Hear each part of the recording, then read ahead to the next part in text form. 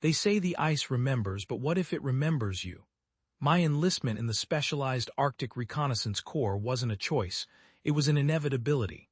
Not a family tradition in the usual sense, but something deeper, unspoken, woven into the very fabric of the Thorn lineage.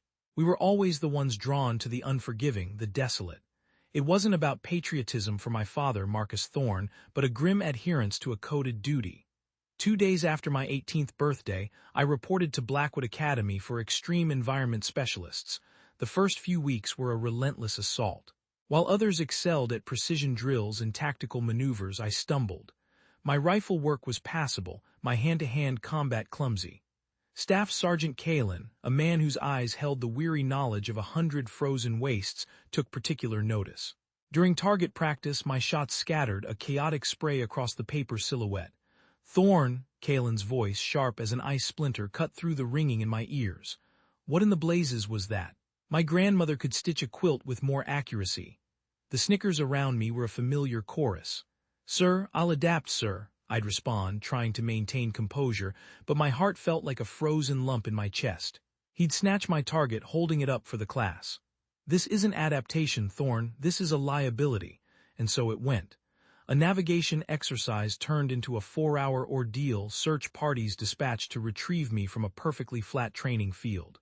Kalin's face when I was finally escorted back was a mask of exasperation. "Look who the polar bears finally coughed up. Lost your way again, Thorn." "Sir, yes, sir," I'd reply, my legs aching, my specialized thermal uniform caked in mud. Kalin circled me slowly, a predator assessing its prey. "I think we need a new designation for you, Compass, because you clearly have none." He turned to the other recruits. "From now on, this one's Compass Thorn." The nickname stuck, sharp and cold as a winter wind. By dinner, no one called me Elias anymore. That night in the barracks, long after the snoring had begun, I pulled out the worn photograph from my footlocker. 4 men, their faces etched with the harsh lines of dedication, stood side by side in various specialized uniforms. My great-grandfather, a tundra explorer from the early 20th century. My grandfather, a deep-sea cartographer from the Cold War.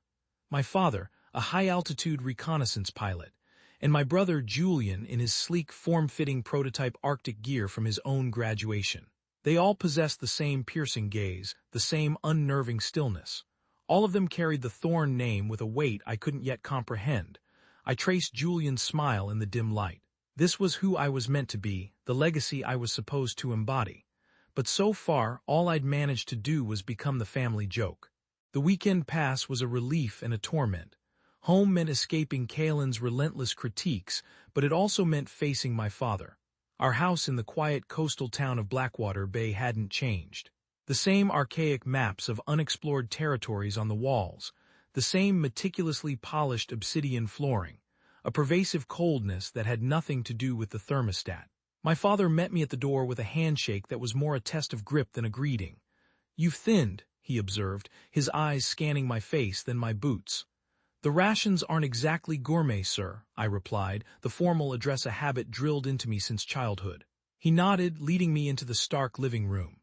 My mother, Elena, her face a pale canvas of worry, offered a fleeting hug before retreating to the kitchen. My father poured himself 2 fingers of dark, potent liquor, settling into his unyielding leather armchair. "Julian called yesterday," he stated, a rare flicker of pride warming his voice. "Top of his class in extreme environment survival. His commanding officer said he'd never seen anyone integrate so seamlessly into harsh conditions." I nodded, unsure what response was expected. "And your training?" he asked, his tone a mere formality. "It's challenging," I admitted, unwilling to lie, desperate not to disappoint further. "I'm excelling in wilderness adaptation. The instructors say I have a natural instinct for resource identification." My father gave a single, curt nod, then changed the subject to the latest glacial movements in the Siberian Sea, a topic he knew I couldn't contribute much to. That brief acknowledgement of my small victory was noted, then swiftly dismissed. We spent the rest of the evening discussing global climate anomalies and their impact on ancient ice, the conversation feeling like a performance. The next morning, the house crackled with a sudden, unfamiliar energy.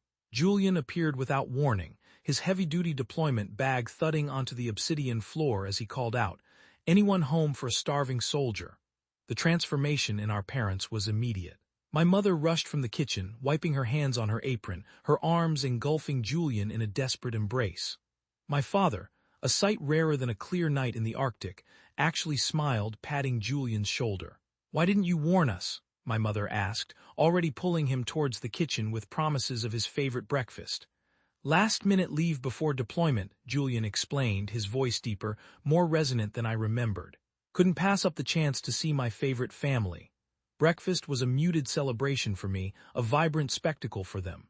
Julian captivated our parents with anecdotes from his training, sanitized versions, I was sure, that omitted the grueling parts. My father's infrequent laughter filled the room, more in that hour than I'd heard in months. My mother's smile was unwavering as she kept refilling Julian's plate. I sat quietly, picking at my food, speaking only when directly addressed. No one seemed to notice my silence. After breakfast, Julian suggested we work on the ancient snow crawler in the garage, a project my father had started years ago and abandoned. I knew it was an excuse to get us out of the house, but I went with him. In the garage, Julian dropped the cheerful facade immediately. He sat on an old supply crate, turning to me, his eyes sharp. "You all right, Elias? You barely said 2 words at breakfast." I picked up a specialized wrench, turning it over in my hands, avoiding his gaze. "Just exhausted from training." "Bullshit," Julian stated simply. "I know that expression. It's the same one you had when Dad skipped your academy acceptance ceremony for that deep-sea mapping conference." I placed the wrench back on the workbench with more force than necessary. "What do you want me to say? That I'm struggling? That my staff sergeant calls me Compass because I can't navigate my way out of a blizzard in a whiteout? That I'm a disappointment to the Thorn name?" Julian didn't respond immediately. When I finally met his eyes, I saw the same intense, knowing gaze our father sometimes had, but without the judgment. "You're trying to be Dad," he said finally. "Or me, or some impossible fusion of all the Thorns who came before. That's your issue." "What's that supposed to mean?" I asked. Julian stood, wiping his hands on his specialized cold-weather trousers. "It means you're so busy trying to fit into their mold you're not figuring out who you are. What you're inherently good at." "I'm not good at anything military, apparently," I muttered, defeated. "That's not true," Julian countered. "You said it yourself at dinner, you're good at the survival stuff. Dad probably didn't pick up on it because it's not flashy like extreme altitude flight or subaquatic cartography. But that's valuable, Elias, more valuable than you know." I shrugged, unconvinced. "Look," Julian continued, his voice lowering, becoming more conspiratorial. "I wasn't naturally good at everything either. I had to work twice as hard as some guys at certain skills. But I stopped trying to be Dad or Grandpa and started figuring out my unique strengths. Once I did that, the other stuff, the performance, it got easier." He picked up a specialized socket wrench and handed it to me. "Find your own current, Elias. Stop trying to follow someone else's drift." We spent the rest of the afternoon working on the snow crawler, talking about everything and nothing, pointedly avoiding the topic of his upcoming deployment or my ongoing struggles. It was the most normal I'd felt since enlisting 2 weeks later. Back at Blackwood Academy, I got a text from Julian. "Remember what I said, find your own current." That was it. No details about where he was going or when he'd be back. Standard procedure for classified deployments. I put my phone away and looked around the barracks.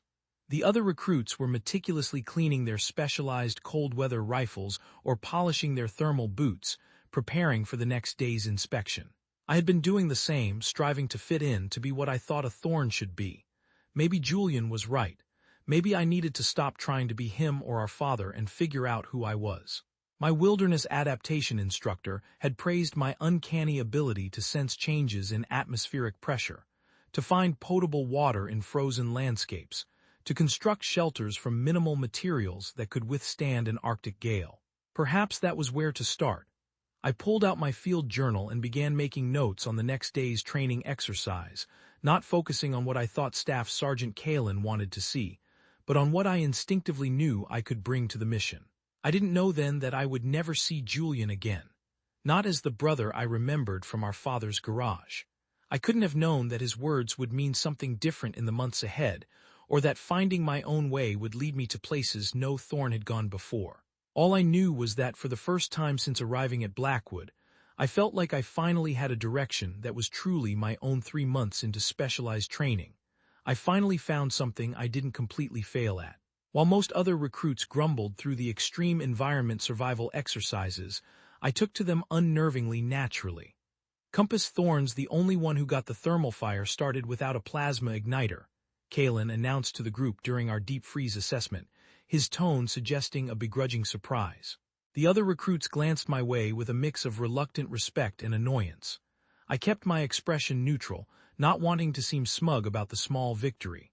Later that day, Kalen watched as I constructed a shelter using nothing but compacted snow and a single emergency tarp. Not entirely useless, Thorn, he said, which from him counted as high praise. These fleeting moments of competence made the rest of training more bearable. I still fumbled through close-quarters drills and moved with awkward stiffness during tactical operations, while everyone else flowed seamlessly.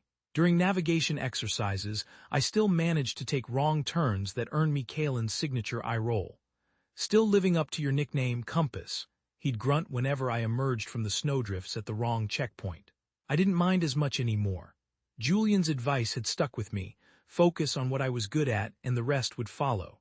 So I doubled down on my extreme environment survival skills, volunteering for extra wilderness training whenever possible. It wasn't the flashy stuff my father would boast about at sterile family gatherings, but it was mine. We were halfway through a night exercise, deep in a simulated crevasse, when everything changed. I lay belly down in the compacted snow, waiting for the signal to advance on the mock enemy position. The air smelled of ozone and the damp earth beneath the ice. A fine, needle-like snow had been falling steadily all evening, soaking through my multi-layered thermal suit. Two instructors stood several yards away, partially obscured by a mock vehicle, their voices low, but the night was quiet enough that their words carried to where I lay. "Heard about Thorn's boy?" one asked, his voice muffled. "The one in deep reconnaissance." "Yeah, bad business," the other replied. "Whole unit vanished, they're saying no trace, damn shame, kid had unnerving potential." I stopped breathing. They had to be talking about someone else. Some other Thorn with a son in deep recon, it couldn't be Julian. "Command hasn't released it publicly yet," the first instructor continued. "Found out through my buddy at Blackrock Outpost, where Julian was stationed." The signal flare shot up, bathing the simulated battlefield in an eerie green light. Everyone around me surged forward, but I couldn't move. My brain refused to accept what I'd just heard. "Compass. Get your ass moving," Kalen's voice roared from somewhere to my left. I got up following the others, just going through the motions without thought. The exercise continued around me, but I was no longer present. My mind kept replaying those words, whole unit vanished. No trace. When we returned to barracks after midnight, I immediately tried calling home. No answer at the house. My father's satellite phone went straight to voicemail. My mother's rang and rang, a hollow, tinny sound. I tried again every half hour until dawn. Sleep was an impossibility. With each failed attempt, a cold, sickening dread solidified in my gut. At 600, I requested emergency leave from my commanding officer, explaining that I needed to contact my family about an urgent matter. He studied my face, his expression unreadable, then nodded once. "Take 48 hours, Thorn. I hope everything's in order." The journey to Blackwater Bay passed in a blur. I caught a bus, then a train, watching the frost-covered landscape change without truly seeing it. My mind kept constructing scenarios where the instructors had been wrong, where it was all a misunderstanding, where Julian was fine. When the taxi dropped me at our house, I knew immediately. The porch light was on, even though it was full daylight. My mother's hovercar sat in the driveway alongside my father's, unusual for a weekday morning. I pushed open the front door without knocking. "Mom." "Dad," my mother appeared from the kitchen, her eyes red and swollen, her face a map of fresh grief. When she saw me, her composure crumbled. "Oh, Elias," she whispered, moving toward me, her arms wrapping around me with surprising, desperate strength. "How did you know?" I couldn't answer. Couldn't explain that I'd heard it secondhand, through instructors who didn't know I was listening. Instead, I just held her as she cried into my shoulder, her sobs shaking us both. My father was in his study, sitting stiffly at his massive obsidian desk. Unlike my mother, his eyes were dry, his face completely blank, carved from the same cold, hard material as his desk. In front of him, a polished display case held his commendations, his father's, and next to it, Julian's last service photograph, his confident smile seeming to mock the stillness of the room. "Sir," I said because I couldn't think of any other way to address him in that moment. He looked up, seemed almost surprised to see me. "Elias, you should be in training." "I heard about Julian." My voice came out steadier than I expected. "I tried calling. The communication lines have been preoccupied with official channels," he said, gesturing vaguely at the empty chair across from him. I sat down, waiting for him to continue. When he didn't, I asked, "What happened?" My father's jaw clenched, a muscle working beneath his skin. His unit was in restricted territory, a deep ice current anomaly. Satellite imagery showed no viable retrieval. Recon teams couldn't get to the site for 3 days due to unusual environmental interference. And Julian, there was no fragment. His voice caught slightly on the word fragment, the only tremor in his granite composure. "He integrated with honor," he added flatly, his gaze sweeping over my face with something akin to disappointment. "Something you might never comprehend." The word stung.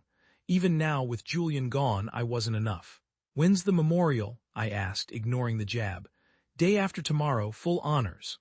My father turned back to the display case, effectively dismissing me. I found my mother in the kitchen, sorting through the countless thermal casserole dishes the neighbors had brought over.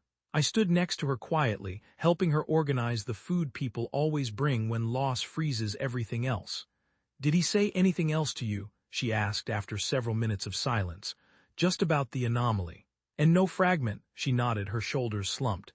"He's been like this since the official liaison came. Won't talk, won't cry, just sits with those achievements."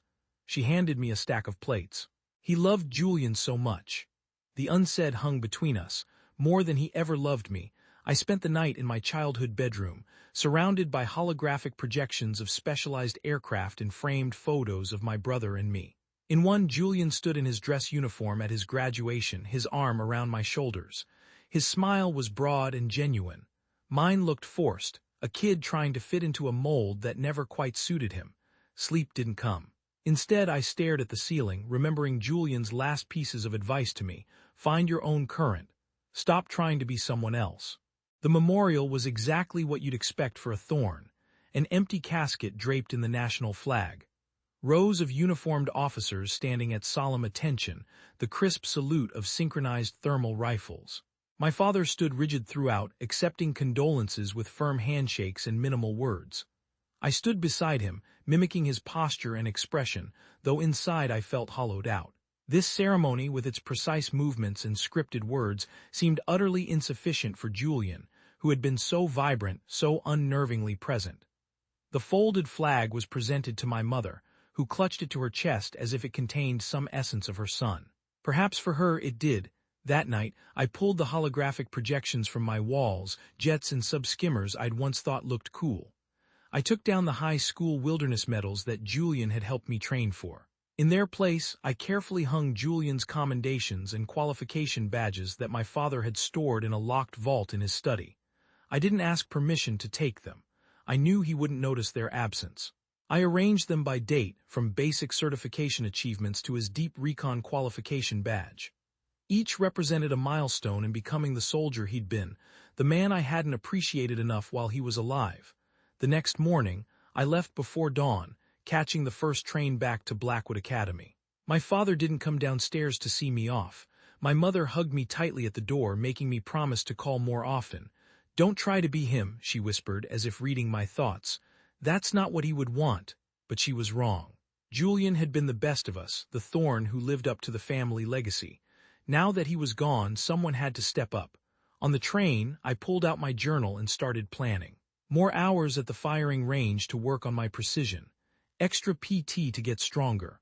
Combat drills practiced after hours until I could execute them without thinking. I would become the soldier my brother had been. I would make myself worthy of the Thorn name, no matter what Julian had told me about finding my own current. His death changed everything. Now his way was the only one that mattered. The certificate on my wall didn't feel earned. 14 months after Julian's disappearance, I stood in my mostly empty apartment near the Blackrock outpost, looking at the framed proof of my Arctic reconnaissance qualification. I ran my fingers over my name, Elias Thorn, printed on it, hoping it might somehow feel more like mine and less like something I'd stolen. I had made it through advanced individual training and then pushed through the brutal Arctic recon school out of pure stubbornness. My specialized survival skills, My uncanny resistance to cold and lack of sleep had earned me enough points to make up for how average I still was in tactical operations. While other recon officers handled combat scenarios smoothly, I still paused too much, moving like I was following instructions instead of going with my gut. Compass Thorn has the constitution of a glacier goat, my recon instructor had commented during the deep freeze phase. Can't hit a target beyond 30 meters, but he'll outlast anyone on limited rations. The nickname had followed me from Blackwood. I no longer minded it. Sometimes it felt more like me than my actual name. My apartment still looked temporary, even though I'd lived there for 6 months. A single utilitarian couch faced a holoscreen I barely used. The kitchen had just 4 plates, 4 glasses, and only the cookware I needed for basic rations. The bedroom was just a cot and a storage locker. No photos except one, Julian in his specialized Arctic uniform. His smile, confident and easy in a way mine never was. The sharp knock at my door came at 700. I opened it to find a corporal I didn't recognize holding a sealed envelope. "Specialist Thorne," he asked, though he clearly knew who I was. "Orders, sir. You're to report to General Hawthorne at 900 hours. Coordinates inside. Transport's been arranged." The corporal left without waiting for me to answer. I closed the door and opened the envelope, finding a single sheet with just the basics. Coordinates, time, and security clearance requirements. No explanation of the assignment, no duration estimate, just orders to report. I packed a small duffel with essentials, guessing more specific gear would be provided if needed. Military efficiency had become automatic for me. I could be ready to deploy anywhere within 15 minutes. Another habit I had picked up since Julian's disappearance. Always ready, always prepared, as if being prepared could somehow protect me from whatever had taken him. The coordinates led to a windowless, fortified building on the southeastern edge of Blackrock Outpost. No signs showed its purpose. A guard checked my ID and the orders before pointing me down a hallway to a conference room. 11 other men sat around a long, polished table when I walked in. Most had the same look, curious but professional.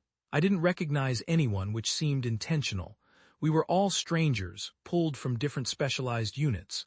General Hawthorne walked in exactly at 900. We stood at attention until he motioned us back to our seats. "Gentlemen," he began without preamble, his voice gravelly, unyielding. "What I'm about to share is classified level 4. Nothing leaves this room." He turned on a wall screen showing satellite pictures of a remote, unforgiving region in the Russian Arctic Circle. The vast white landscape was dotted with dark, unsettling spots of open, churning water. "This is Acheron Station.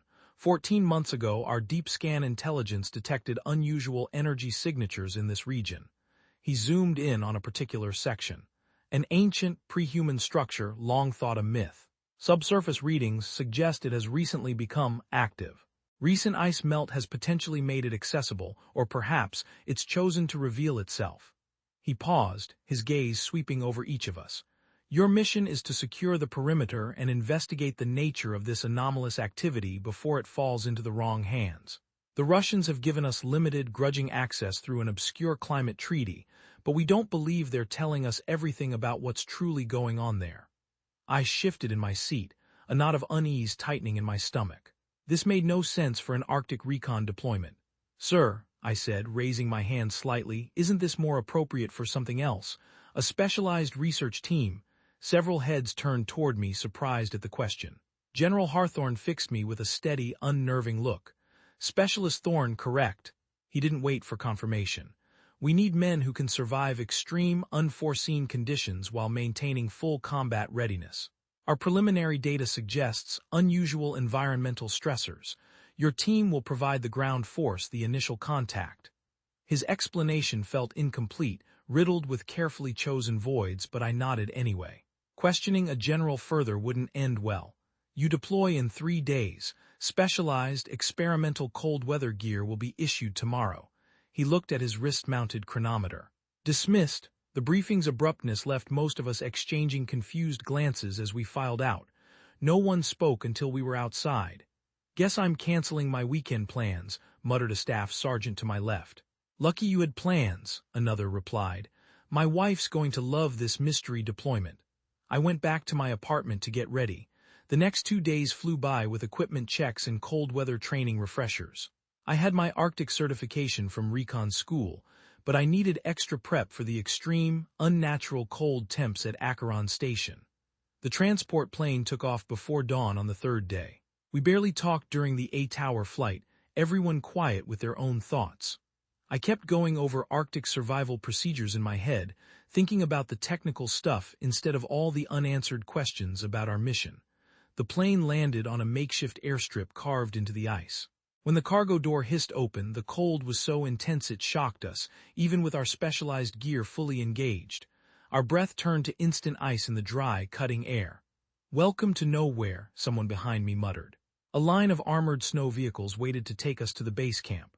Looking through the windows, I saw nothing but flat, featureless white stretching as far as I could see, punctuated by jagged, unnatural ice formations. The sky and ground mixed together in a way that erased the horizon, making it impossible to tell how far away anything was. The base itself consisted of several reinforced prefab buildings, secured to the ice with heavy anchors, surrounded by equipment crates and fuel barrels. It looked like it had been assembled with desperate haste, making me think our mission might be shorter, or far more dangerous, than I'd expected. Inside the main building, the heat from powerful thermal units hit us immediately after coming in from the freezing cold. They told us to stow our gear in specific marked spots before heading to orientation. Squad leader Rodriguez, a man whose stern demeanor was belied by the faint tremor in his hands, laid out a holographic map of the area on a table in the middle of the room. "We maintain constant perimeter patrols," he explained, tracing routes with a gloved finger. "Two-man teams, 6-hour rotations. Primary objective is monitoring for unexpected visitors and unusual environmental conditions." He assigned partners and schedules. I got paired with Thompson, a quiet, grizzled veteran who had completed 3 previous deployments to the highest Arctic latitudes. "Thorne Thompson, you take the northwest quadrant. First patrol starts at 0600 tomorrow." Rodriguez handed us each an advanced GPS unit. "Stick to the marked routes. Conditions change fast out there, and pay attention to your bioreadouts. This place, it's a strain." The rest of the day was spent getting used to the base and going over safety protocols, all couched in vague terms about environmental stability. No one mentioned ancient structures or energy signatures. We were focused on establishing security in this dangerous, unsettling place. Sleep was hard to come by that night. The constant drone from the massive generators, plus the occasional, unnerving crack and groan of the ice below us, made it tough to relax. When my alarm sounded at 500, I was already awake, staring up at the low ceiling of my small, cramped room. Thompson and I got ready in silence, checking each other's gear with practiced ease before heading out. It was completely dark, with only our headlamps carving small, shifting circles of light as we walked. The digital temperature gauge on my wrist showed -35°C. "Third deployment to the Arctic," Thompson said as we moved away from the base perimeter. "Never gets easier, always a new way to feel the cold." "First for me," I replied, adjusting my face covering to prevent frostbite. "Recon school cold weather training, it doesn't compare, nothing compares to this place." Thompson swept his light across the featureless terrain. "It's not just the cold, Thorne, something about it feels off." I knew what he meant. The place wasn't just uncomfortable. It felt wrong somehow, too still, too empty. Even in the most remote wilderness areas I trained in, things felt alive. But here it was like nothing truly belonged, nothing truly lived. We stuck to our assigned route, stopping now and then to check our instruments and log readings into our data pads. 4 hours into the patrol, Thompson pointed to some ice about 50 meters away from our path. "Look at that structure," he said, his voice muffled by his face covering. "The way the ice is growing doesn't match natural patterns." I followed his gaze. What I first thought were just random ice crystals actually formed a pattern that was too perfect to be natural. The ice formed perfect, interlocking hexagons, all connected to each other like an organic honeycomb, pulsating faintly with an internal light. "Could be pressure effects from the deep water underneath," I suggested, though I didn't believe it. I'd studied ice formations extensively during survival training. This wasn't in any manual. Thompson shrugged. "Maybe." He didn't sound convinced either. After documenting the coordinates and taking a few high-res thermal scans, we continued our patrol. We returned to base without further incident, reporting the unusual formation to Rodriguez. He noted it without comment, which struck me as odd. Either such formations were common enough to be unremarkable or he already knew about them, and we were simply confirming known anomalies. That night, I took the midnight watch shift at the perimeter of the base. The temperature had dropped to -40, making the air feel sharp, brittle. The stars filled the black sky above, more of them visible here than I'd ever seen before, constellations blazing with an intensity that felt ancient. The wind stopped suddenly around 200, leaving an odd, heavy quiet. Without the constant background drone of the generators, every small sound seemed amplified. My own breathing sounded unnaturally loud in the stillness. Then I heard it, a low, rhythmic thumping that vibrated through the ground beneath my specialized boots. The sound came from somewhere deep within the ice field, steady and pulsing. I felt it more than heard it, the subtle shaking moving up through my legs. Thompson joined me, his face visible now that he'd pushed his covering down. "You feel that?" I asked, my voice barely a whisper. He nodded, looking tense in our post's dim, artificial light. "Probably ice shifting," he said, but his tone lacked conviction. "Happens when temperature changes make sections move." I knew enough about Arctic phenomena to tell this wasn't normal ice movement. The rhythm was too steady, too measured, too purposeful. But I nodded anyway, taking his explanation because I didn't want to think about what else it could be. We didn't speak while the steady thumping continued for a few minutes before slowly receding. We didn't bring it up again during our shift, but I saw Thompson checking his weapon more often, his eyes scanning the darkness beyond our perimeter lights with a new, guarded intensity. The rhythmic beat felt familiar somehow, though I couldn't place why. As the sun finally started to brighten the eastern sky, I realized what it reminded me of: the deep, resonant thrum of a military march from basic training, a human rhythm, a planned pattern. Something was out there in the ice. We both knew it wasn't just the cold playing tricks on us, no matter what Thompson had said. 1 week into our deployment at Acheron Station, the endless white landscape had started to feel like a prison. Each patrol route had become so familiar they were boring. The same unsettling ice formations, the same empty, crushing space as far as you could see, but something had changed at the base itself. I noticed it first in the communications tent. The radio operators who used to lounge between transmissions now sat rigidly at their stations, headsets firmly in place. Their conversations stopped abruptly whenever anyone walked in. Equipment cases I hadn't seen before appeared overnight, labeled with classification codes above my clearance level. The officers' area was bustling with activity at strange hours.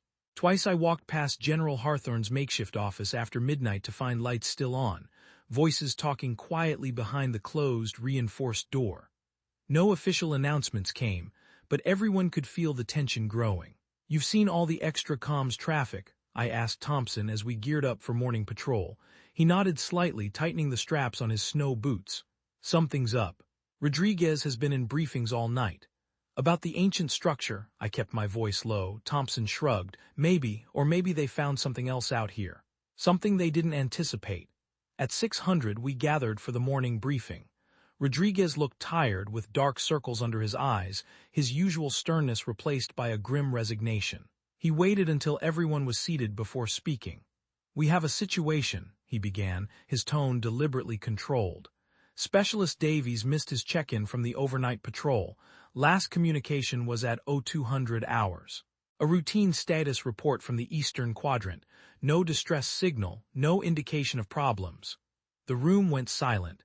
Missing personnel in these Arctic conditions meant a narrow survival window. Specialist Vance, his patrol partner, returned to base at 0500 as scheduled, assuming Davies had already checked in. They had split up to cover more ground. A direct violation of protocol. Vance, a burly, usually jovial man, looked down at his gloved hands, his jaw tight. "Command has authorized full search operations. We'll divide into teams and cover Davies' last known route, plus a 2-kilometer radius." Rodriguez pointed to a holographic map on the wall where a red X marked Davies' last reported position. "Standard search pattern. Check in every 15 minutes. If weather turns, return immediately to base." Questions? No one spoke. We all understood the gravity of the situation. In these temperatures, even with proper gear, Davies had hours at most. Rodriguez paired us off. I was with Thompson again, assigned to the northeastern sector, where Davies' last transmission originated. We geared up quickly, taking extra emergency supplies and signal flares. Outside, the sky had cleared overnight, creating dangerously cold conditions. The temperature readout showed -42°C. Our breath froze instantly, creating small ice crystals on our face coverings. "You take point," Thompson said as we left the perimeter. "You're better at sensing these environments." I nodded, my eyes already scanning the pristine snow for any sign of someone passing through. Fresh snowfall overnight had covered most of the ground, but the wind had scoured patches where older tracks might still be visible. We walked in silence for nearly an hour before I spotted the first sign. A partial boot print, tucked away next to a chunk of unnaturally clear ice. The tread pattern matched our standard issue. "Got something?" I called back to Thompson, who moved up beside me. I knelt to examine the print. "Heading east, matches his patrol route." We followed the direction, finding subtle hints that he'd been there. A disturbed snow drift, another partial footprint, a spot where someone had clearly stopped to take readings from how the tracks were bunched together. 2 miles from the base, we found a better trail. The wind had blown this area clean after Davies walked through, leaving his tracks stark and easy to see. He was moving normally, Thompson observed. No signs of distress or hurry. The tracks kept going straight for about 3/4 of a mile before making a sharp right turn, breaking away from the normal patrol road. Why would he go this way? I wondered aloud, following the new direction. Thompson checked his GPS. Nothing of interest marked in this sector, nothing but empty ice. We continued following the trail, which remained consistent. Evenly spaced footprints showing a normal walking pace. No signs of staggering, running, or defensive positioning. Then, the tracks simply ended. I stopped so suddenly that Thompson bumped into me from behind. Right in front of us was a perfect circle, cut into the ice about 6 feet across. Davies' footprints led right to the edge and disappeared. "What the hell?" Thompson whispered, moving cautiously forward.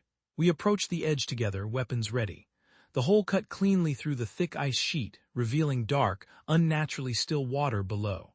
Its edges weren't rough or cracked, as they would be from a natural break or from someone falling through. They were perfectly smooth, as if cut by precision tools or melted by an unseen, focused heat. "This isn't possible," Thompson said, running a gloved hand along the edge. "Ice doesn't break like this, not here." "Not ever." I knelt to examine the area around the hole. No blood, no signs of struggle.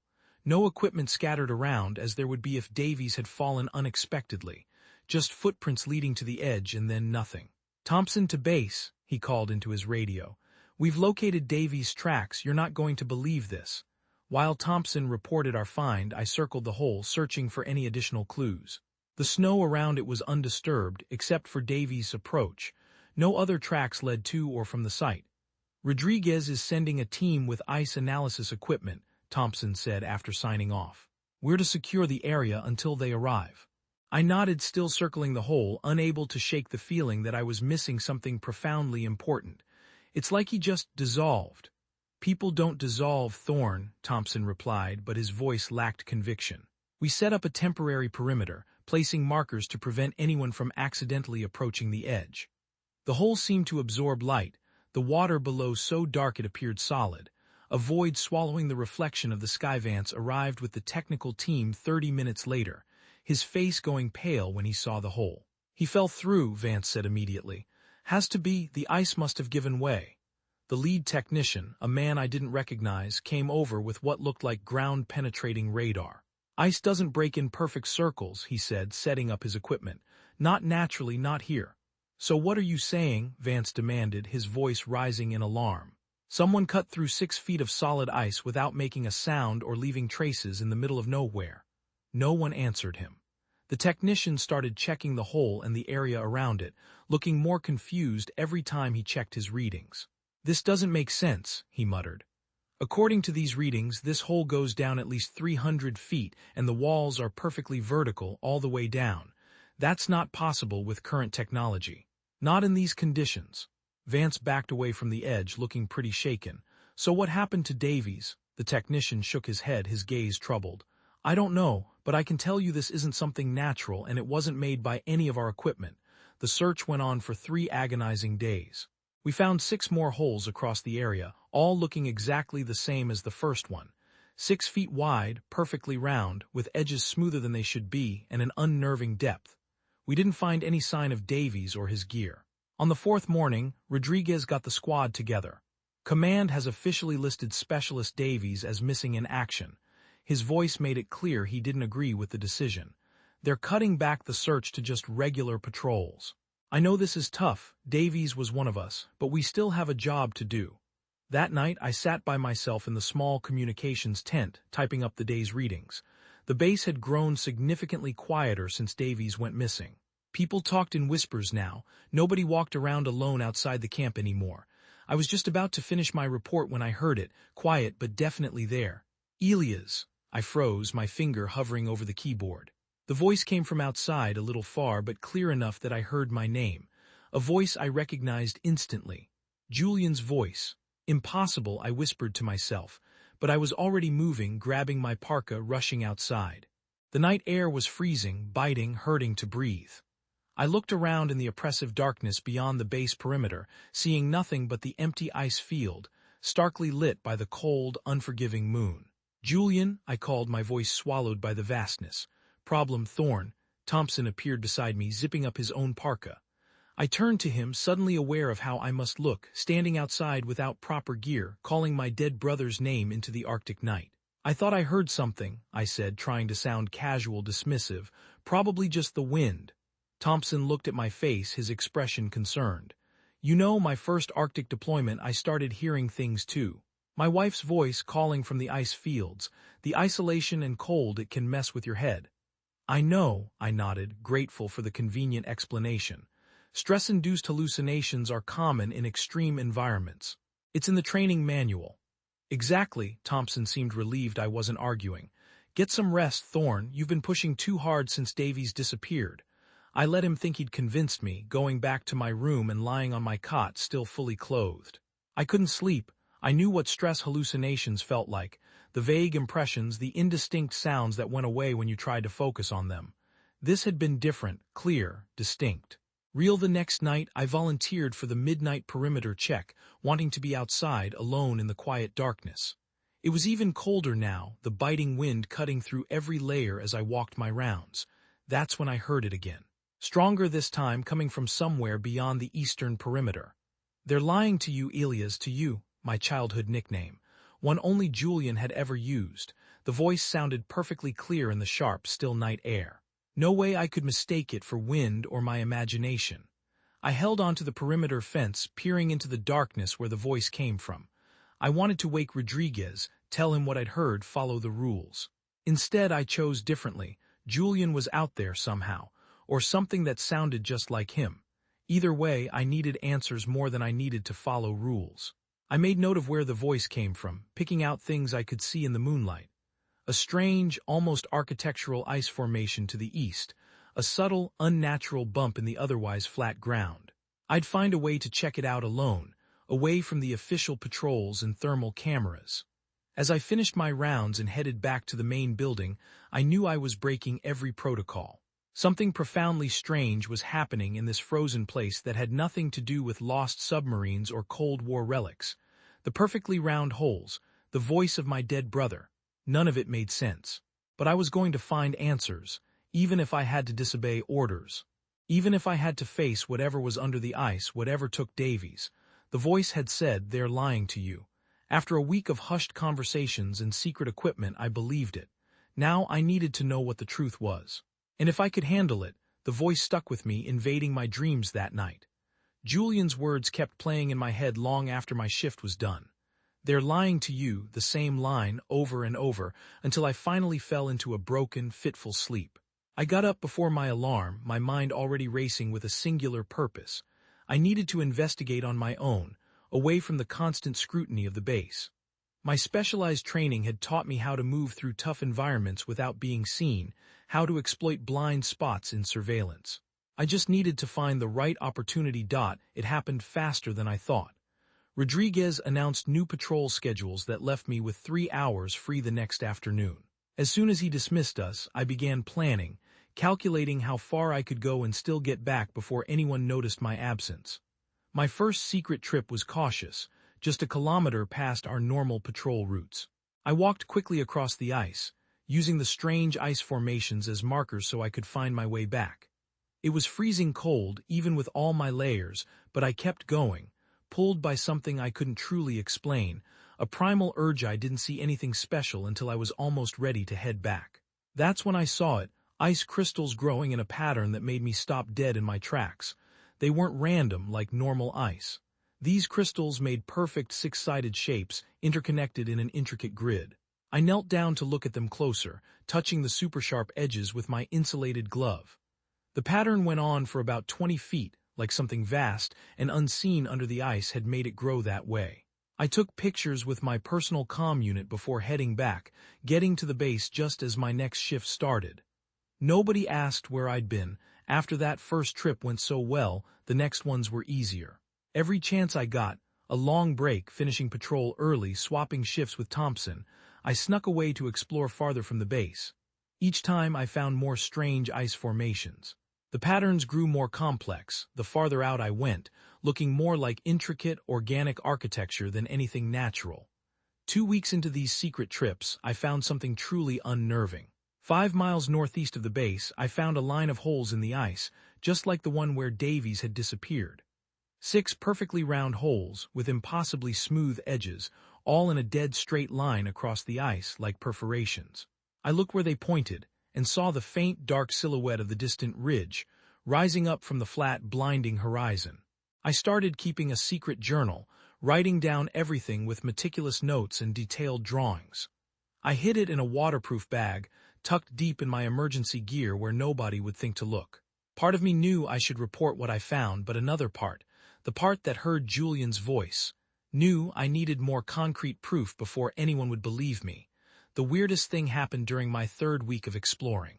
I was examining another crystal pattern when I checked my comm unit to see how much time I had left. The second hand was moving backwards.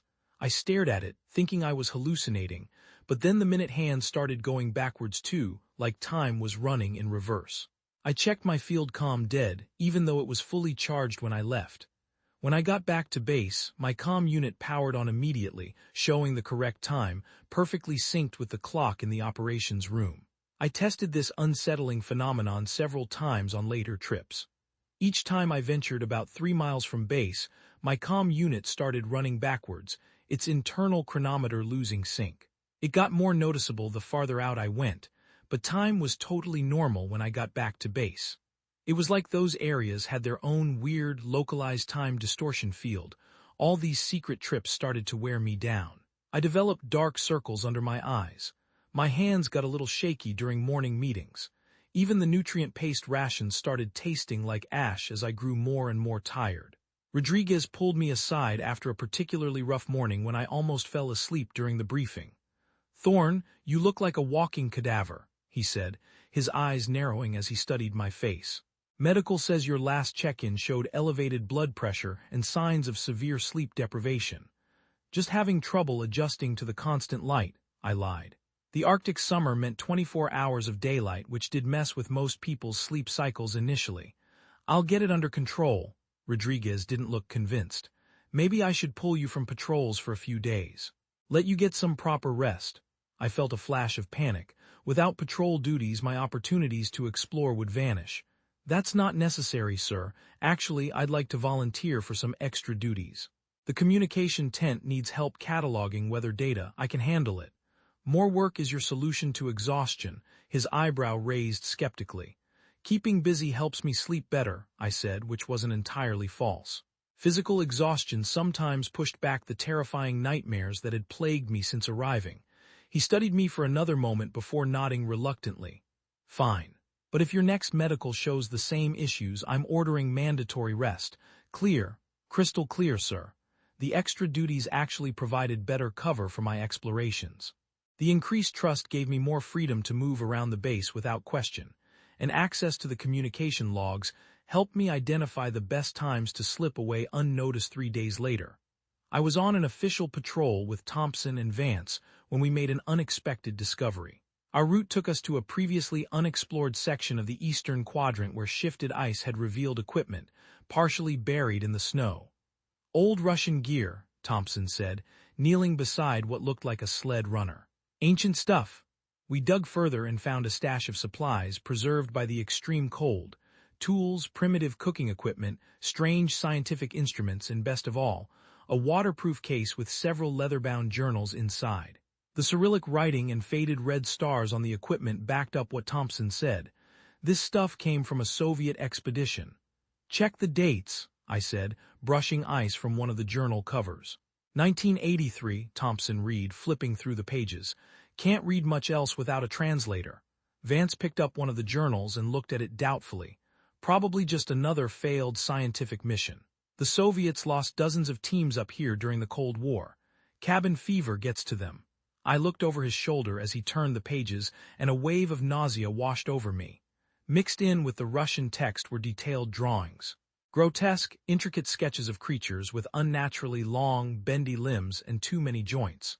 One drawing showed hands with too many fingers, including what looked like double thumbs.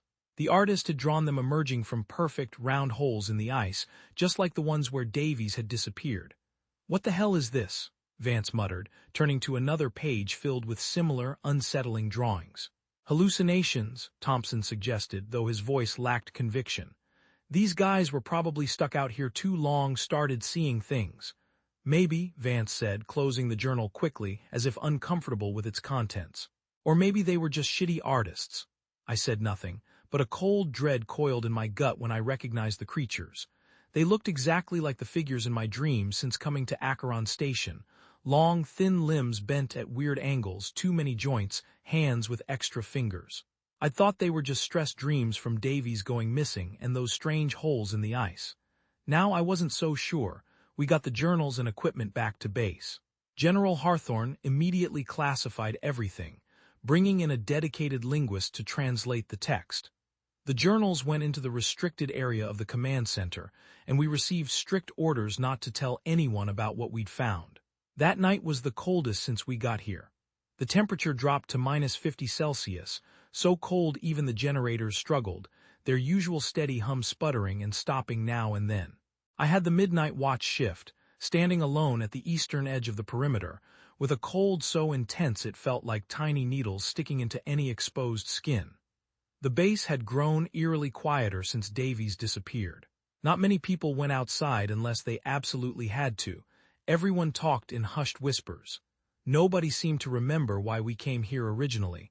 Something about an ancient structure, unusual energy signatures. Instead, everyone felt a pervasive nervousness, a fear nobody wanted to articulate. As I looked around in the darkness beyond the perimeter lights, I heard the voice again. It was clearer than ever before, coming from the direction of that distant ridge I'd noticed days earlier. "Find me before they do, Elias." It wasn't an echo or the wind playing tricks. It was my brother's voice calling me by the nickname only he used, clear as day across the frozen wasteland. I held onto the railing, looking toward where the sound came from. I could barely see the faint outline of the ridge in the moonlight. It would take at least a day to walk there, pushing hard. Going meant leaving my post, breaking orders, risking a court-martial or worse. But Julian was out there somehow. Or something that sounded just like him. Either way, I needed answers more than I needed to follow the rules. The Soviet journals, the weird ice formations, the holes lined up perfectly pointing to that ridge, it all had to be connected. I made up my mind while finishing my watch and heading back to my room. Tomorrow, I'd follow the voice. No matter what happened, I'd find what was waiting for me on that ridge, even if it meant not coming back to base. As I lay on my cot, staring at the ceiling, I felt the terrifying seriousness of my decision. Part of me thought this might be exactly what happened to Davies, following blindly into a trap. But another part of me, the part that grew up in Julian's shadow and couldn't save him, the part that was a thorn, knew I had no choice. Tomorrow I'd find out the truth, whatever it was. I left base camp at 700, clipboard in hand, acting as bored as someone checking remote whether stations should look. Rodriguez didn't ask many questions when I volunteered. Nobody wanted weather station duty because it was so isolated and monotonous. When Thompson asked why I suddenly cared about the weather equipment, I just shrugged. Data from Station 3 looks off. Figured I'd recalibrate it myself. "Just watch yourself out there, Thorne," Thompson said, zipping his parka against the biting cold. "They found another one of those holes last night, closer to base than ever before." "Where?" I kept my voice level despite my racing pulse. "Northeast quadrant, barely a mile out, same as the others. Perfect circle cut through solid ice." I nodded, pretending this was routine information, rather than confirmation of my worst fears. I'll keep my eyes open. The guards at the north gate logged my departure as I passed through. I headed toward Weather Station 3 until I was sure I'd gone out of view, then changed direction. I started making my way to the distant ridge where Julian's voice had come from. The temperature dropped rapidly as I got farther from base.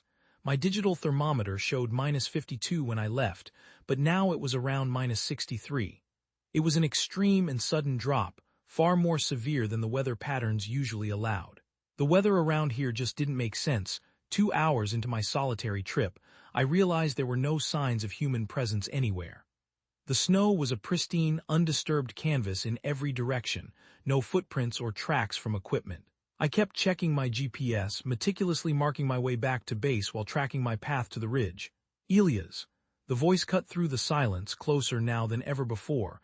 I stopped, scanning the empty landscape. Julian, this way. His voice seemed to come from everywhere at once, resonating directly in my mind.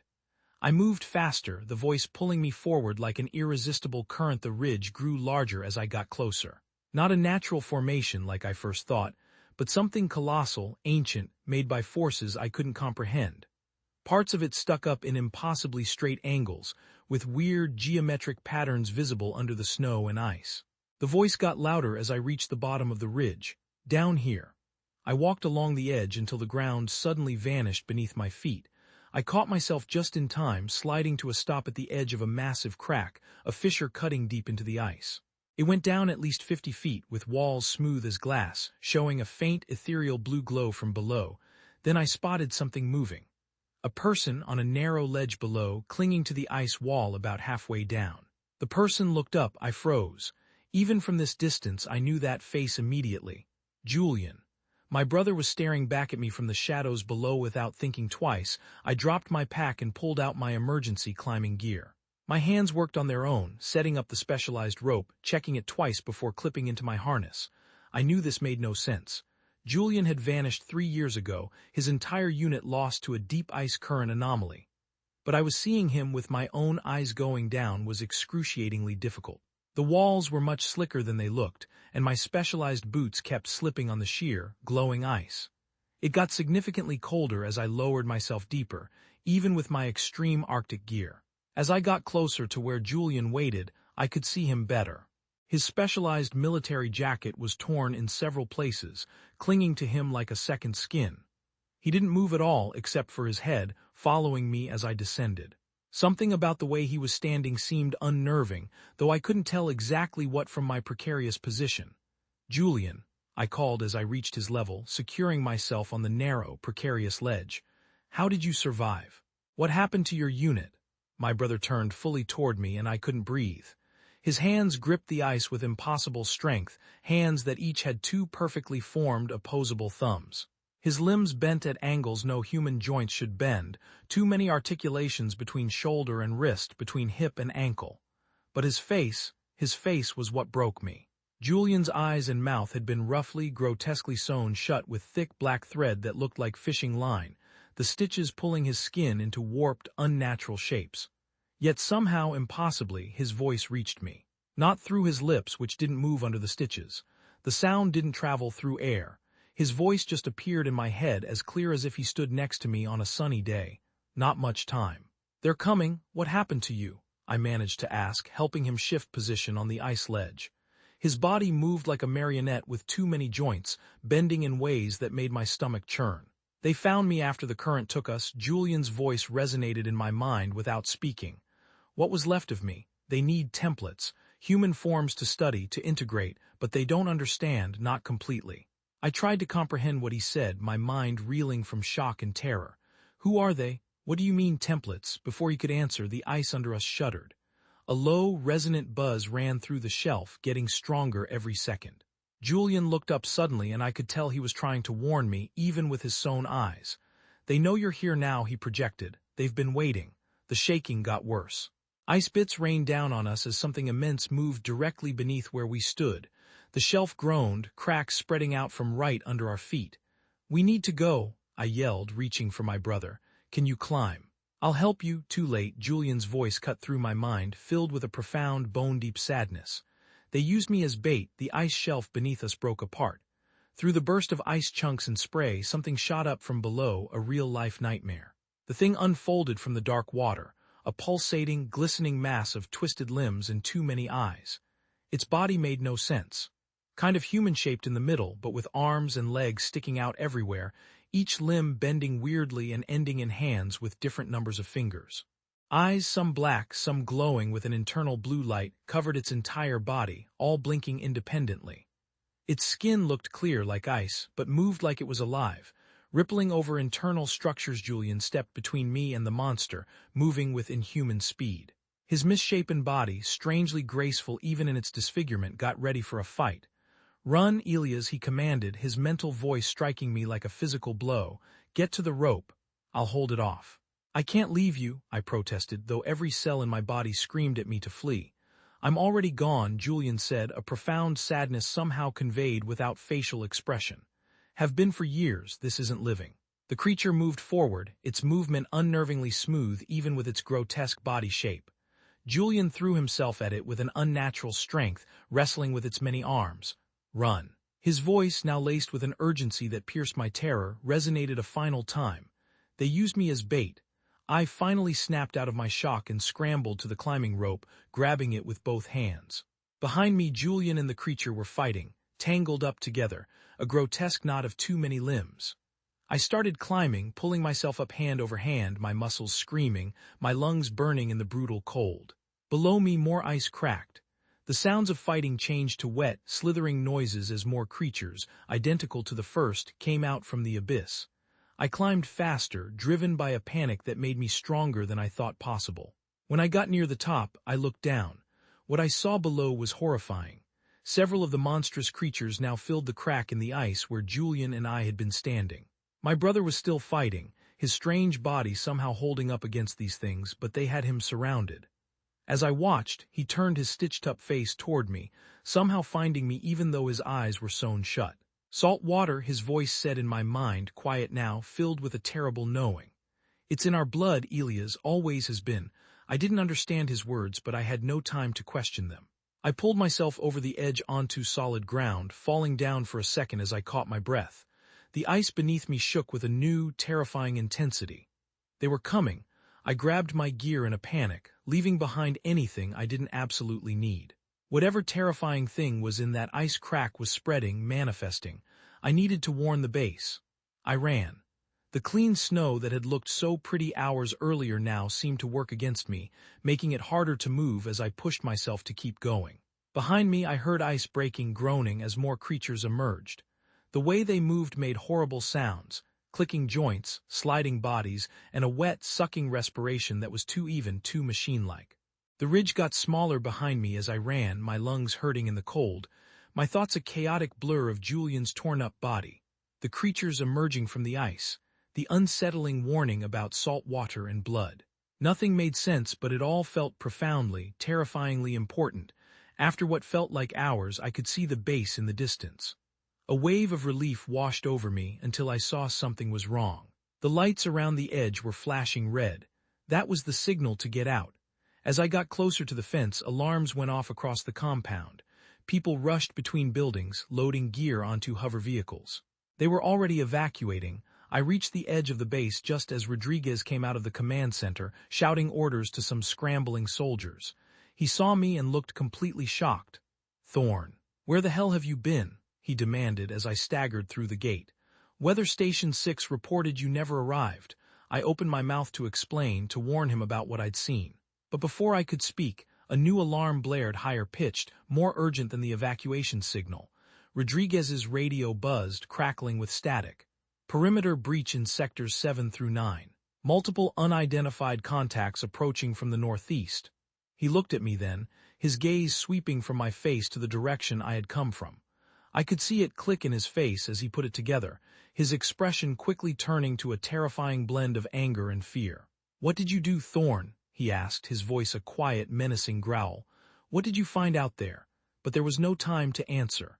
The creatures were coming, and they were coming fast. Rodriguez's question hung in the air as the alarms blared across the base. I never got to answer him.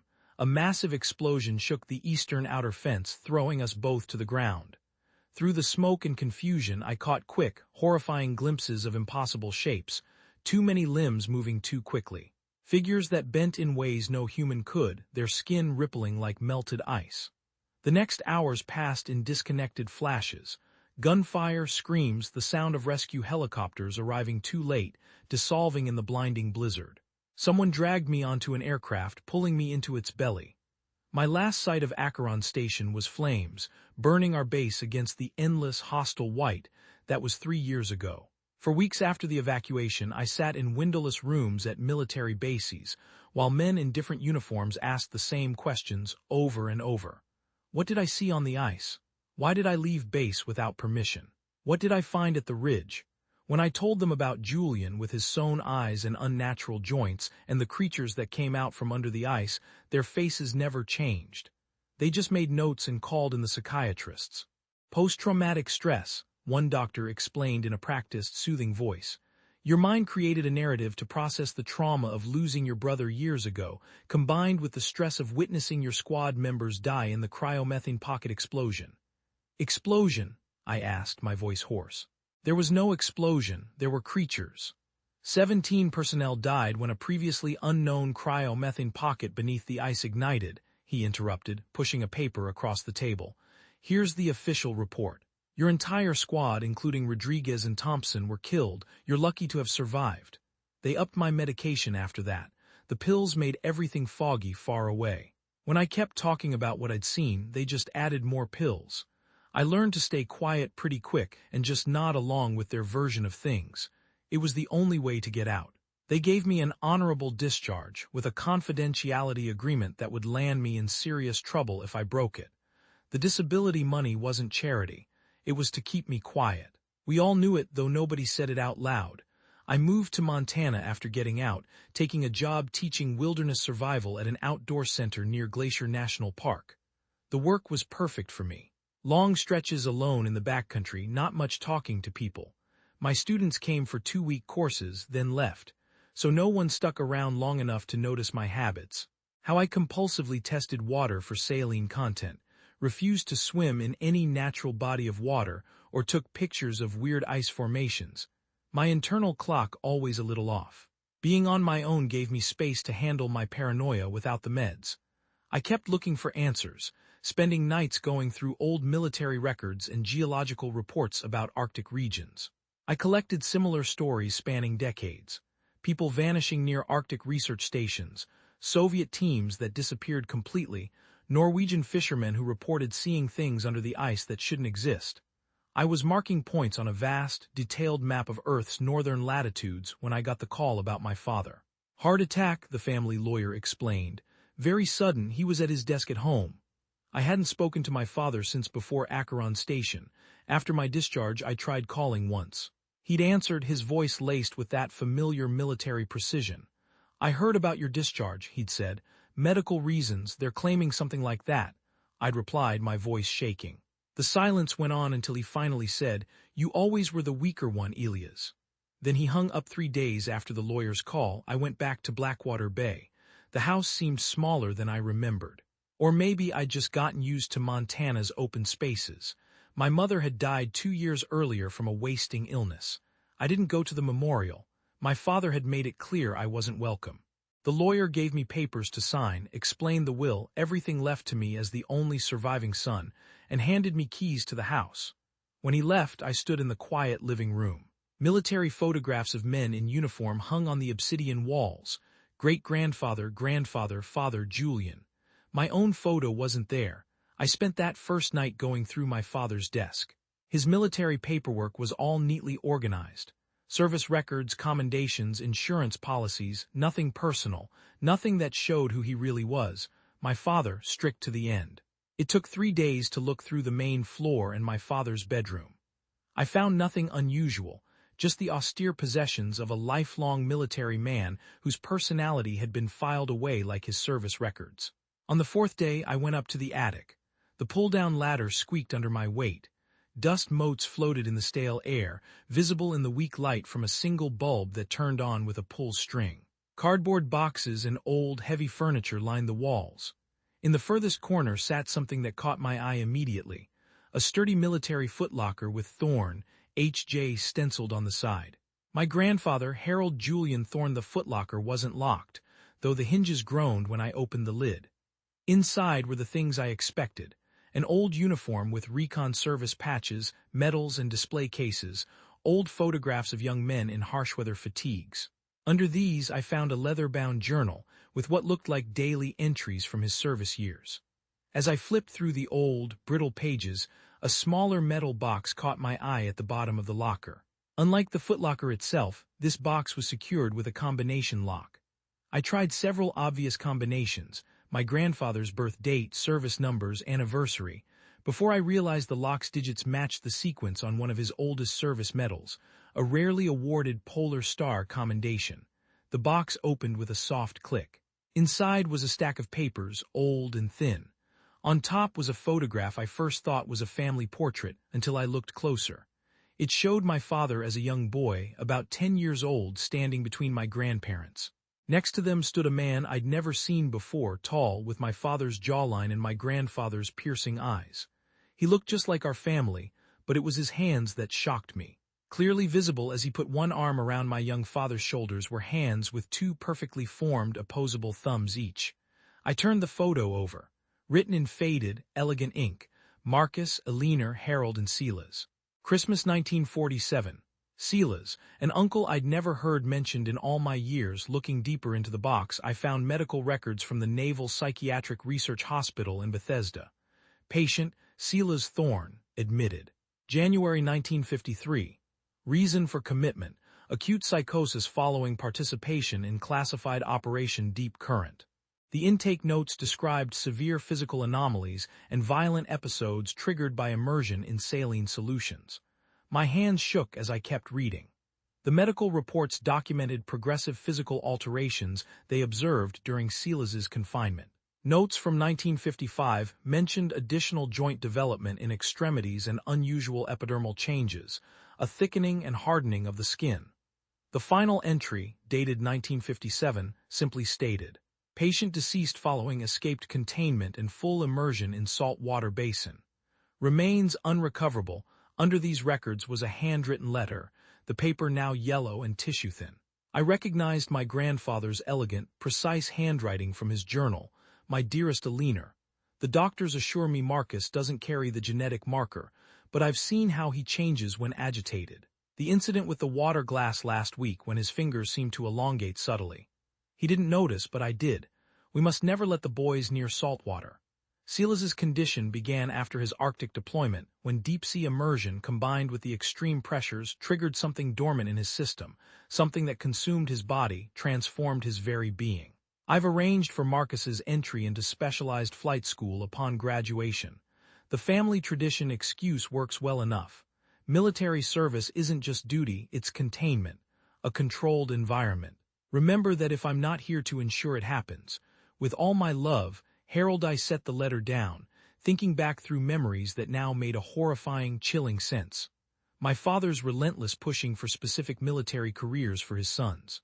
His cold, simmering anger when Julian briefly thought about a civilian university instead of the academy. The unwritten family rule against ocean swimming, even though we lived in Blackwater Bay.